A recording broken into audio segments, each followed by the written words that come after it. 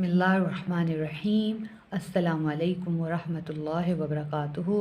फ़ज़ाइल रमज़ान, हदीस number 9, part 4।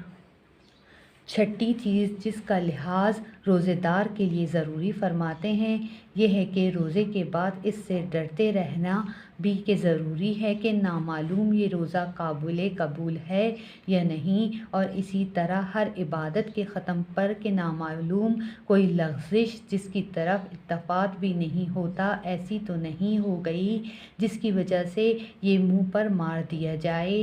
नबी करीम सल्लल्लाहु अलैहि वसल्लम का इरशाद है कि बहुत से कुरान पाक पढ़ने वाले हैं कि कुरान पाक इनको लानत करता रहता है। नबी करीम सल्लल्लाहु अलैहि वसल्लम का इरशाद है कि क़यामत में जिन लोगों का अव्वलीन वहला में फ़ैसला होगा उनके मन जुमला एक शहीद होगा जिसको बुलाया जाएगा, और इससे जो जो इनाम दुनिया में इस पर हुए थे उसको जताए जाएंगे।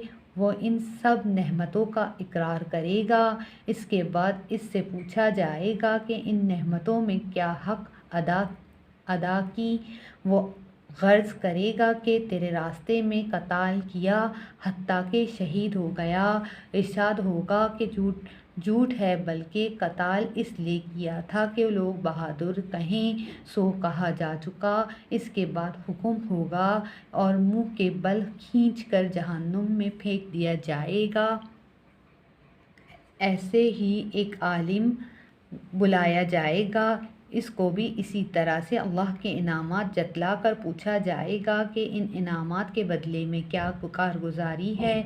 वो अर्ज़ करेगा कि इल्म सीखा और दूसरों को सिखाया और तेरी रज़ा की खातिर तिलावत की।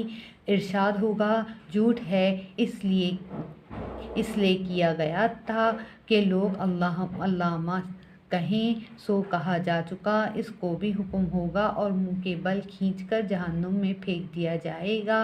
इसी तरह एक दौलतमंद बुलाया जाएगा, इसके इनामात इलाही शुमार कराने और इकरार लेने के बाद पूछा जाएगा कि अल्लाह की इन नेमतों में क्या क्या अमल किया।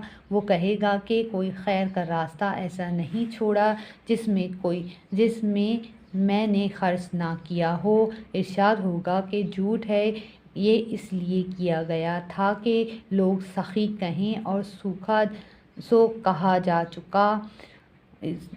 इसको भी हुक्म होगा और मुंह के बल खींचकर जहन्नुम में फेंक दिया जाएगा।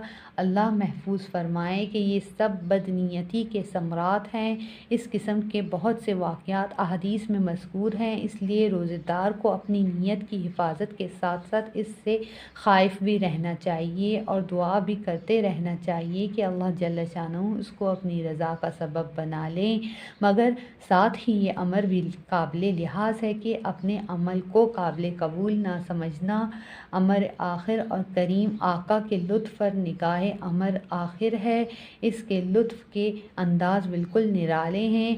मासियत पर भी कभी सवाब देते हैं और फिर कोताही अमल का क्या ज़िक्र।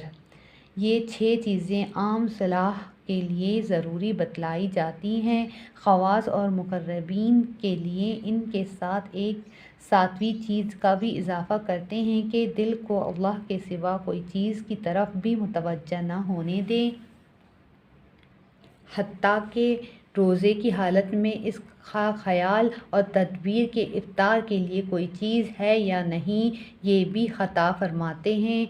बाज़ मशाइख ने लिखा है कि रोज़े में शाम को इफ्तार के लिए किसी चीज़ के हासिल करने का कसद भी ख़ता है, इसलिए ये अल्लाह का वादा रिज़्क़ पर एतमाद की कमी है। शराए अहया में बाज़ मशाइख का किस्सा लिखा है कि अगर इफ्तार के वक्त से पहले कोई चीज़ कहीं से आ जाती थी तो इसको किसी दूसरे को देते थे, मुबादा दिल को इसकी तरफ इत्तफ़ात हो जाए और तवक्कुल में किसी किस्म की कमी हो जाए। मगर ये उमूर बड़े लोगों के लिए हैं, हम लोगों को इन उमूर की हवस करना भी बेमहल है और इस हालत पर पहुँचे बग़ैर इसको इख्तियार करना अपने को हलाकत में डालना है।